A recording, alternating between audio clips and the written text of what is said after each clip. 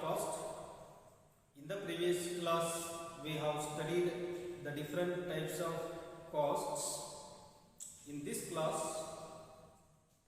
let us study about the cost sheet. So what is cost sheet?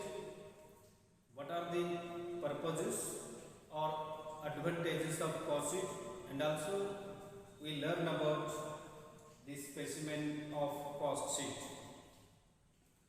So cost sheet is a document which provides for the presentation of detailed estimated cost in respect of a cost unit, and discloses prime cost, factory cost, cost of production, total cost, etc. Cost sheet is also called statement of cost, and the objectives of cost sheet are: number one, it gives the breakup of total cost by element wise and by subdivisions. Number two, it discloses the total cost as well as cost per unit. Next, it helps for comparison. Next advantage is it helps for preparation of tenders and quotations. Next advantage is it helps for fixing the selling price. And next advantage is it helps for ascertaining profit or loss of production. And finally, it helps for analyzing the effect of each element of cost. Next, what is this? We learn about the specimen of cost sheet. So it is a statement, and here first the column is for particulars, and there are two columns. One is inner column and outer column. In the cost sheet, first we have to ascertain the materials consumed. So the three important costs are taken first, that is direct materials, direct labor and direct expenses. So we have to take first direct materials. For materials consumed, we have to show some calculations here. Therefore, first we have to take opening stock of raw materials. For this, we have to add purchase of raw materials, and also we have to add the carriage, inward freight, octroi, custom duty or any other direct expenses, etc. Then from this total we have to deduct closing stock of raw materials. Then we get materials consumed. It is the cost of materials consumed. Then we have to take direct labor cost and direct expenses. Direct expenses are also called as productive expenses or chargeable expenses. So the aggregate or total of material consumed, direct labor cost and direct expenses is the prime cost. Therefore, prime cost is the aggregate or total of three things or three items: materials, labor and expenses. Direct material, direct labor and direct expenses. Next, to the prime cost, we have to add three main indirect expenses, they are called as overheads. They are factory overhead, office and administration overhead, and selling and distribution overhead. So to get the total cost to the prime cost, we have to add three important overheads. One is factory overhead, next office and administration overhead, and the next one is selling and distribution overhead. So first we have to add factory overhead to the prime cost. So factory overhead means the indirect expenses relating to manufacturing. So in the factory overhead, all items related to manufacturing or related to factory are grouped in this category, and the total we have to take outer column. So the examples of factory overhead are indirect materials, indirect labor, supervisor salary, depreciation of machinery, insurance on machinery, and rent and rates of factory building, ESI, that is employee state insurance, cost of experiment, etc. Therefore, any expenses related to factory, related to manufacturing, that is lighting and heating and lighting of factory, etc. All expenses we have to take under the head factory overhead, and then we have to add the total factory overhead. Then out of this total, that means prime cost and all indirect expenses related to factory. From this total, we have to add opening work in progress. That means if there is any opening stock of work in progress, we have to add, and from the total we have to deduct the closing work in progress. Then we get works cost. Works cost, it is also called as factory cost or works cost, factory cost or manufacturing cost. Next, to this cost we have to add office and administration overhead. That means all expenses related to office or administration are grouped under this category. So rent and rates of office building, depreciation on office building, insurance of office building, salary of manager, managing director, accountant, etc., printing and stationery, legal charges, audit fees, printing and stationery, etc. All expenses related to office are grouped under this head, and the total we have to add to the works cost. Then we get cost of production. Up to the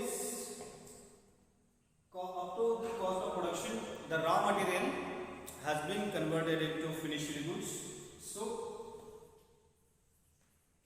to get the cost of goods sold, again we have to add opening stock of finished goods, and we have to deduct closing stock of finished goods. Then we get cost of goods sold.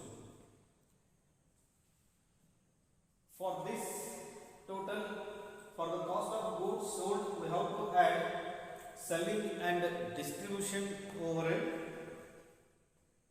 and we get the cost of sales or total cost. And this total cost is compared with sales. If sales are more than cost, then there will be profit if the total cost is more than sales, there will be a loss. Therefore, cost sheet also helps to know the profit or loss, and it gives the breakup of cost by elements and also by subdivisions.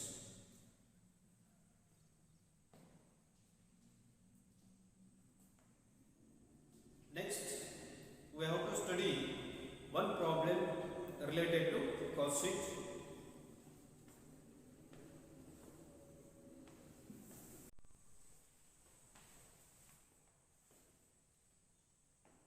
Now let us study one problem related to cost sheet, that is how to prepare the cost sheet. Here is one problem which was asked to the previous examination, that is November 2012, for 5 marks.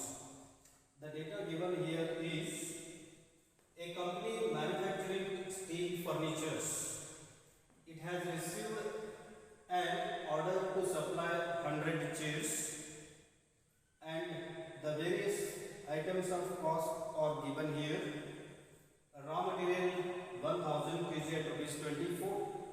Wages cost is 100 days and 120 per day. Next, variable overhead, factory at rupees 150 per day and office at rupees 80 per day. And fixed overhead is related to factory 20,000 and related to office is 8,000. So we are required to prepare cost sheet showing the price to be fixed per chair if profit is expected 20% on sales. So we have to prepare the cost sheet here. So here is a statement of cost or cost sheet, and in this statement, first we have to take the raw material cost or material consumed. Here the raw material cost is 1000 kg at rupees 24. So raw material cost is 24,000. Next, wages or labor cost. Here for this work 100 days have been spent and per day labor cost is 120 per 120. So the total wages cost is 100 days into 120 per day. It comes to rupees 12,000. And here there is no any information regarding direct expenses. So the aggregate of material and labor cost is the prime cost. Next, to the prime cost we have to add factory overhead. We have to add factory overhead. Here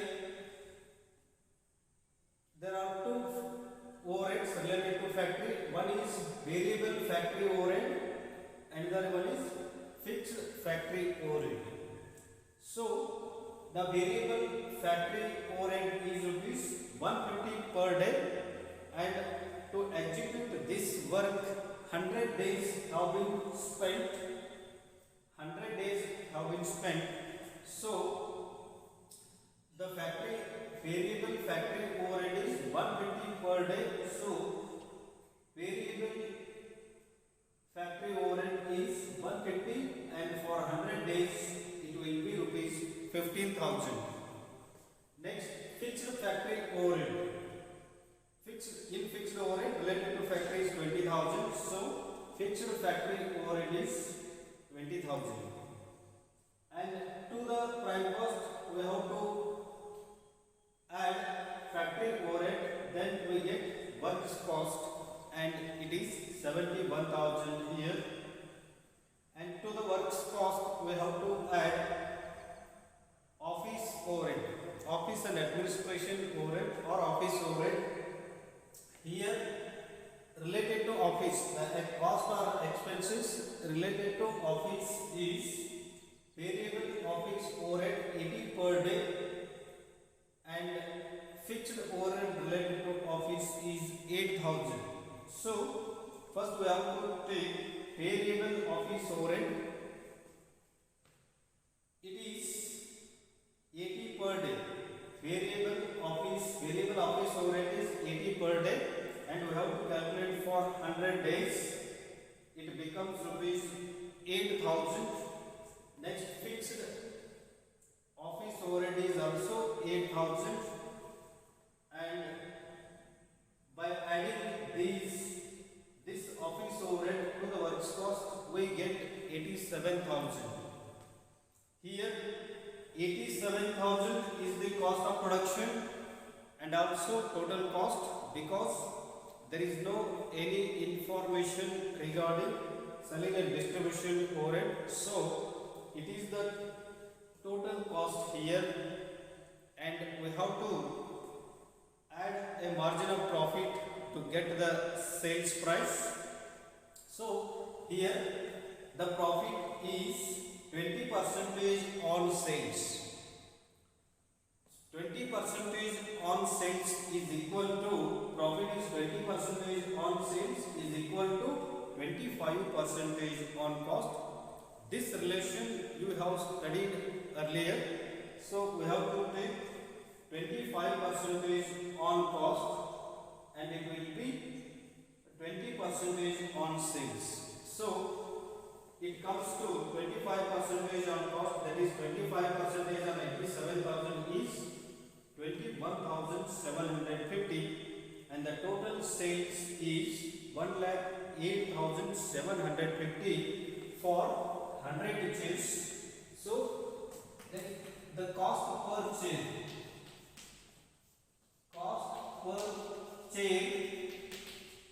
is equal to, sales price per chair.